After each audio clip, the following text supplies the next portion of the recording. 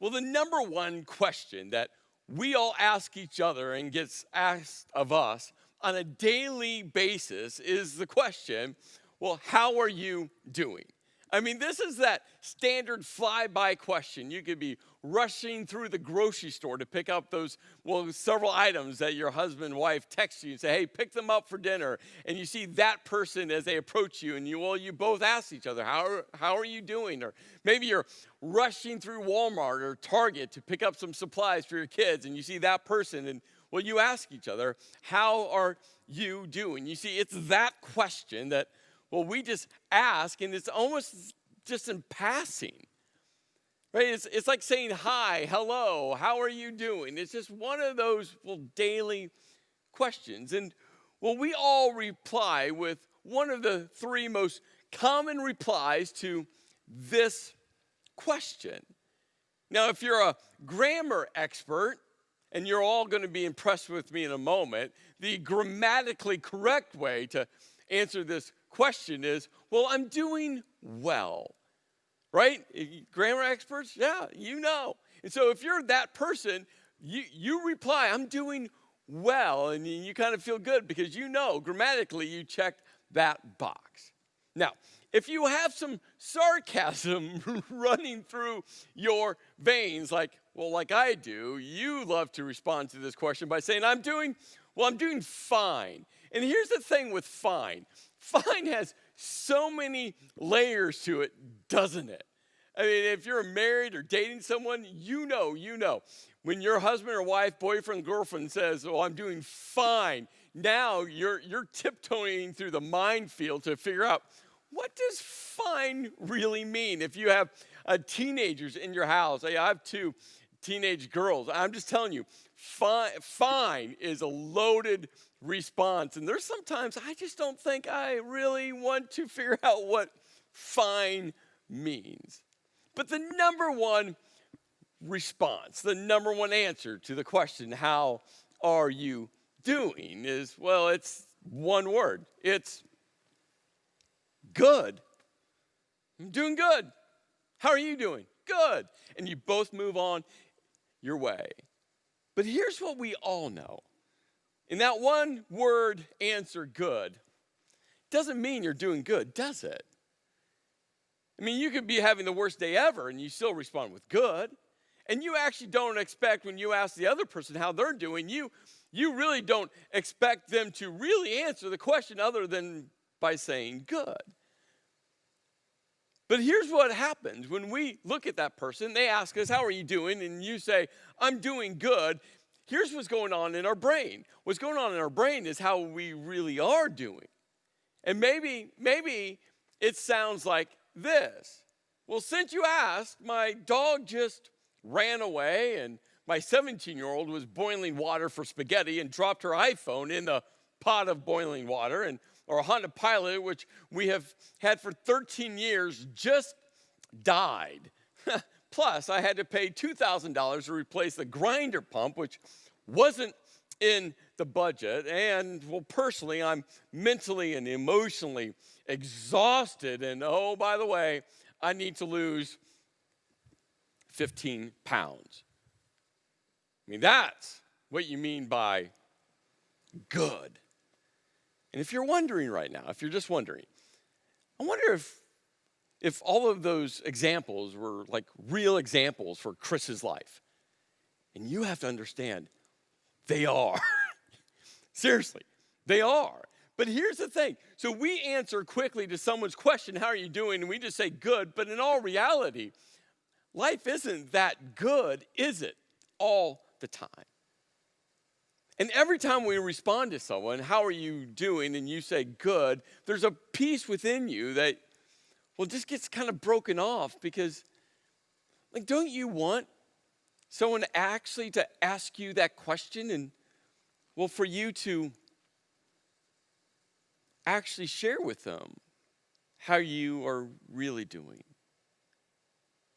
So in this moment,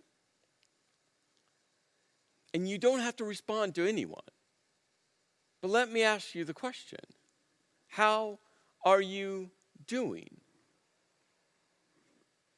Really? I mean, how are you doing? It's a sincere question. It's a genuine question. It's an authentic question. I mean, really, how are you doing? You see, as we jumpstart this new year, this is the question that you must not just ask yourself, you must answer for yourself. This is the question that's going to guide this entire series. And well, I just want to come beside you, partner with you, to help you, not just to try to wrap yourself around this question, but as you uncover some areas in your life, as you focus on some of the areas in your life where maybe you're not doing that well, that you start, focusing on how to become a healthier version of you. Because all of us have stuff going on within us. That even when we answer the question, how are you doing? And we say, good. Well, we all know there's a whole lot more underneath that's not so good. We're going to be looking at this interaction with Jesus today. And, this interaction and how he answers this question is going to be another piece that guides this entire series, Jumpstart. And you see, Jesus' day didn't start off real good. Actually, his day started off filled with tension. You see, the Jewish religious leaders were doing everything they could to try to trap Jesus, trick Jesus. Why? Because they want Jesus gone. They didn't care if he got arrested and put in prison. They didn't even care if, someone decided to kill him. They just wanted the nuisance, Jesus, to be out of their space, out of their lives. And so the day started off with them intentionally doing everything they could to try to trap Jesus. One group of those Jewish religious leaders, the Pharisees, they came up to Jesus and they asked Jesus a Roman tax question. And what's interesting about the Pharisees choosing, this line of questioning to trick Jesus to use a Roman tax question, what's interesting about it is the Pharisees absolutely despised, hated the Romans. I mean, they wanted nothing to do with the Romans. In fact, the Pharisees did everything they could to try to overthrow the Roman influence and the Roman power. But yet the Pharisees, on that day, in that moment, chose a Roman question to try to trap Jesus. Another group of the Jewish religious leaders were the Sadducees. And the Sadducees came up to Jesus and, again, trying to trap him, to try to trick him. And they asked him an afterlife question, a heaven question, what happens when you die question. And another interesting insight. The Sadducees, they didn't believe in the afterlife. They didn't believe in heaven. They believed that when you died, you just ceased to exist. Again, interesting that both sets of Jewish religious leaders try to trick Jesus, trap Jesus in a line of questions that they didn't even believe in themselves. Which, by the way, isn't this what religious people do to this day? Another group of religious leaders were the scribes. And actually that day there was one scribe that came up to Jesus. And, this is where we're going to jump into the story. One of these teachers of the laws, the scribes or the teachers of the law, came and heard them debating, meaning Jesus debating with the Pharisees and the Sadducees, and noticing that Jesus had given them a good answer. And this is a rare compliment from a scribe. Remember, the scribes were experts of the law. The scribes were the best educated when it comes to the Jewish religious law. The scribes were the best of the best when it came to all things Jewish law. And the scribes, they didn't want to give anyone else credit for their knowledge of the law, but this scribe was really kind of impressed how Jesus handled the Pharisees and handled the Sadducees. And so this scribe comes up to Jesus and will ask this question. It says, of all the commandments, which is the most important? And so when the scribe asked this question, Jesus knew exactly what all meant. You see, out of all the Jewish law. There were, 613 total Jewish laws. I mean, that's a whole big list of laws. And out of the 613 laws, there's 365 negative laws and 248 positive laws. There's 365, laws that stipulate what you couldn't do, and 248 laws that stipulate what you had to do. And the scribe just simply asked, out of all of them, Jesus, you get a pick. Well, which one is the most important? Or simply put, hey, Jesus, what's in the number one spot? What's the number one law? Hey, Jesus, out of all 613, 365 negative and 248 positive, out of all those laws, Jesus, you pick. What's in the number one spot? And Jesus didn't have to hesitate at all. In fact, Jesus, my opinion, my thought process, he was just waiting for this question to be asked him. And Jesus responded, and he goes, hey, the most important one in the number one spot is like, hey, scribe, I was listening to you. I know you said out of 613, pick one. And Jesus is like, okay, I'm going to follow your rules. I'm going to follow your line of questioning. He goes, the most important one, the one in the number one spot. And again, Jesus didn't have to think about this. Jesus didn't have to process this. Jesus didn't have to kind of go, well, I don't know, is that number one or is that number two or is that number three? No. Jesus knew right away. And he said, it's this one. Hear, O Israel, the Lord our God, the Lord is one. You see, this in the Jewish faith is called the Shema. And that word Shema feels like one of those big, religious type of words. But it's not that complicated. You see, the word Shema actually comes from the Hebrew word for hear. And the Hebrew word for hear is the Hebrew word Shema. And that's why they called it the Shema. And out of all the prayers that the Jewish people would say, there was two number one prayers that were the most important prayers. And one of those, is the Shema. And the very beginning of the Shema is this line, Hear, O Israel, the Lord our God, the Lord is one, or the Lord alone. It was keeping focused on the one true God. And the Shema goes on, and Jesus quoted it, saying to love the Lord your God with all of your heart and with all of your soul and with all of your mind and with all of your strength. I mean, Jesus knew, he nailed it. I mean, the Shema was, the most important. And what's interesting is Jesus was quoting the Shema. He outlined 4 very specific ways to love God with all your heart and your soul and your mind and your strength.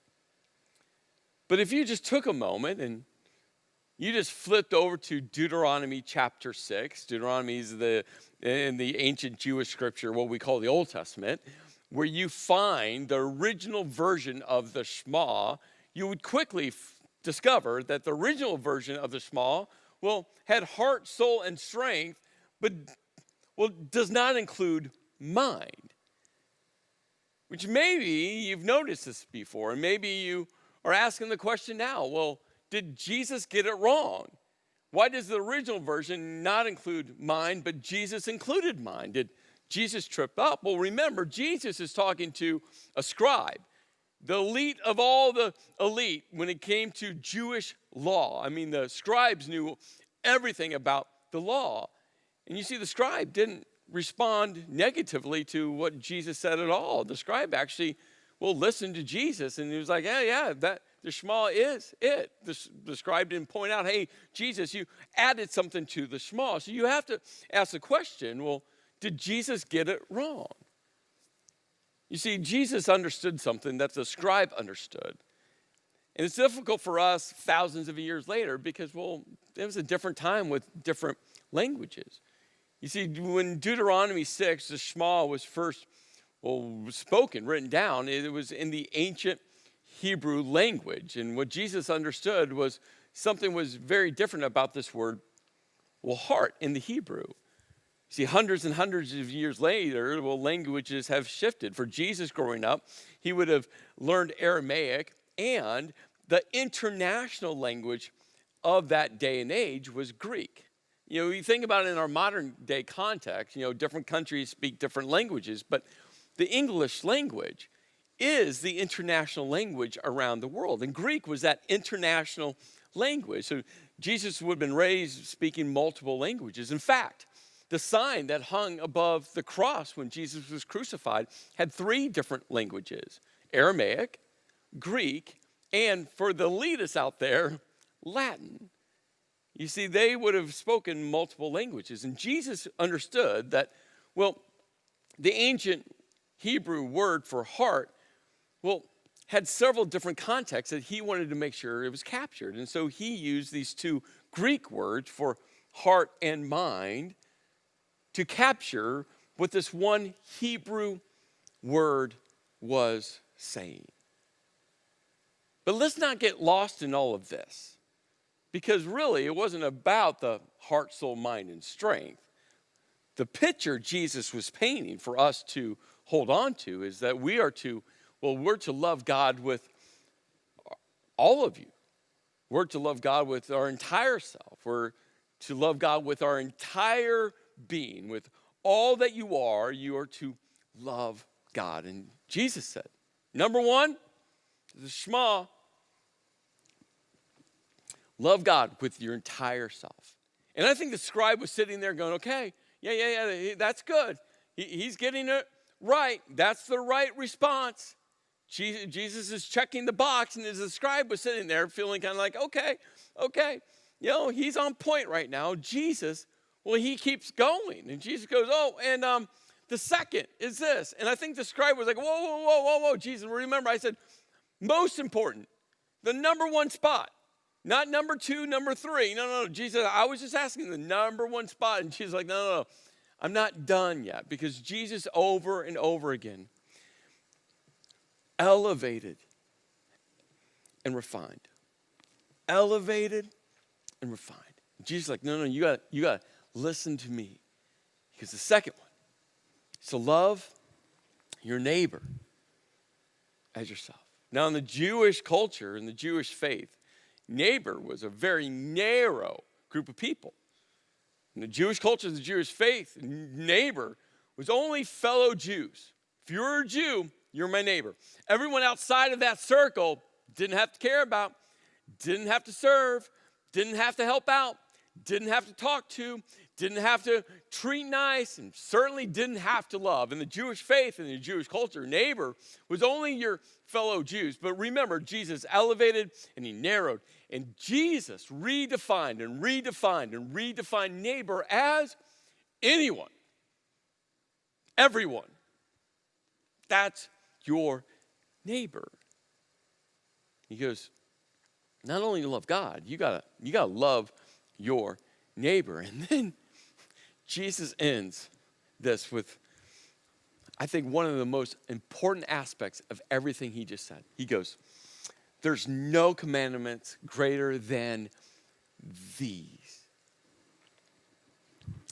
This one commandment, what? One commandment. Love God, love people. Nothing is greater. You see, here's a genius of Jesus. This is what Jesus understood. It's easy for us human beings to say, well, I love God and treat people poorly. It's easy to say, oh, no, I love God. I want to live my life for God. But in the next breath, right, put people down, tear people apart, not forgive people, disregard people. So easy to say, I love God. And Jesus understood this. And what Jesus did, and this is the genius of Jesus. Jesus said, hey, how you love God will directly reflect how you love people. How you love God will directly reflect how you forgive people. How you love God will be directly reflected on how you serve people. How you love God will be directly reflected on how you don't talk about people. How you love God will be seen by how you love people. And how you love people will reflect on how you love God. It's the genius of it. Jesus didn't say number one was love God and number two was love people. No, Jesus directly linked, directly connected, hardwired together. Love God and love people. It's genius. So let's pause for a moment. Let's pause for the moment. And let's just focus on loving people. Because this really reflects the depth of your love for God, how you love people. And I think conceptually, you're probably right now going, yeah, I want to love God, I want to love people. But what makes? Let's just, come on. It's a new year. Let's be honest for a moment. What makes loving people so difficult? And with one word, I'm just going to say what makes loving people so difficult. Now, with one word, I might offend some of you. And I'm just saying, I'm sorry. Give me a little space here. I think this one word actually gets us quickly to the space that reflects why loving people is so difficult. You ready for it? Loving people is difficult because there's a whole bunch of stupid people. Isn't there? I know that's not warm and fuzzy. I know that doesn't feel like, can Chris say that? Like, can in the church, can you say things like that? We all have to understand. We deal with stupid people all the time. Right now, you're actually thinking about stupid people in your life. And maybe the word stupid people, maybe the word stupid rubs you wrong a little bit. And every time I say it, like it's just grinding at you. Well, I can pick different words.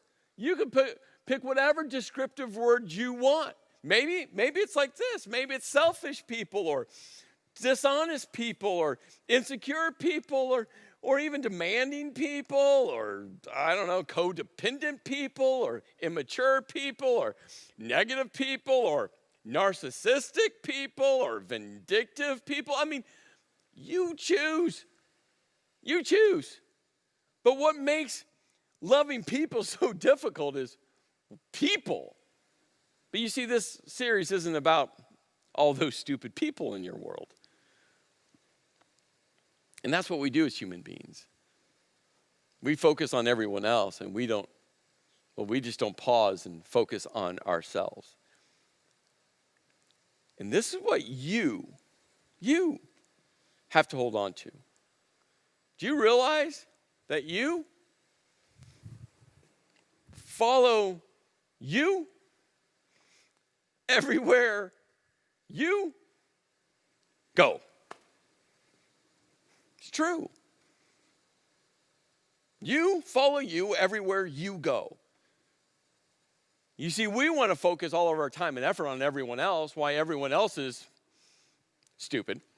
And we don't like to take time to actually follow and look at and stare at and realize, well, just maybe, there's something within us that we should stare at because you follow you everywhere you go. It really has nothing to do with the people around you at all. So throughout the series, we're going to be looking at four different quadrants, very specific areas within your life that, I think all of us will need some healing. All of us, there's unhealthy parts in all four of these quadrants. And there's going to be two very specific, questions that I'm going to ask you that get attached to every one of these quadrants. The first one is, I'm just going to ask you to, assess. And the question attached to assess is this: where are you now?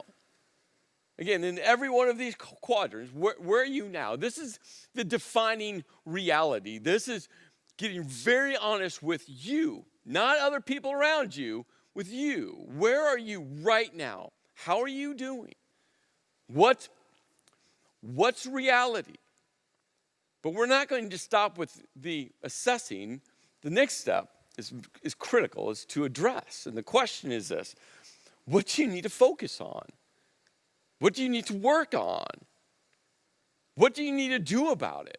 It's one thing to realize where you really are. But so many people, they get there, but then they don't want to put forth the effort, the energy to actually become a healthier version of themselves. Now, this is important. Maybe you're sitting there right now and you're thinking to yourself, right? Oh, great. This is just one of those series. And this is the warning. This is not a self-help series. You got to realize this. Because self-help is focused on self. Self-help, the end point is you. And the end point of this entire series isn't you. And you might be thinking now, well, Chris, you just said it was me. What is it? Is it me or not me? No. Hear what I'm saying. Self-help, the end point is you. And this is not a self-help series at all. Remember, this is a love God, love people series. And here's the thing. The healthier you are, the more that you focus on you and what you need to become, who you need to become, the more you're going to love people out of your healthy space, not your unhealthy space. Why? Because hurting people always hurt people.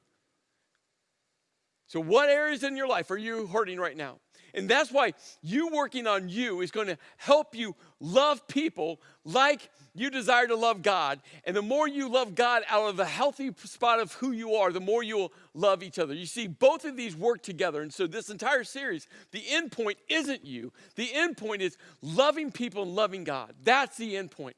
And as we work on ourselves, becoming a healthier version of ourselves, the more we will love people out of that health, out of that space, out of a place, not of scarcity, but of space of abundance. So, as you make your way through this week, I hope personally I've ruined the question, how are you doing? So when you ask that question, you get that question asked of you, maybe you just pause and you attach the word really. Let's pray. Lord, as we jumpstart into this new year, Lord, I just pray that we will pause and focus on becoming the healthiest, the best version of ourselves possible. Why? So that we can love you and love each other with the best part of ourselves. Lord, I know the answer to the question for so many people. People aren't doing good right now. It's just true. People are struggling right now that there's so many aspects that are just broken and fractured and missing and wounded and running on fumes. And so, Lord, I just pray that this could be just such a life-giving series where we just pour into each other, knowing that you are pouring into us, and knowing that as we work on ourselves, we will be able to love you and love each other in such a better way. And God, thank you for loving us right where we are and walking with us and guiding us and being with us. In your name I pray.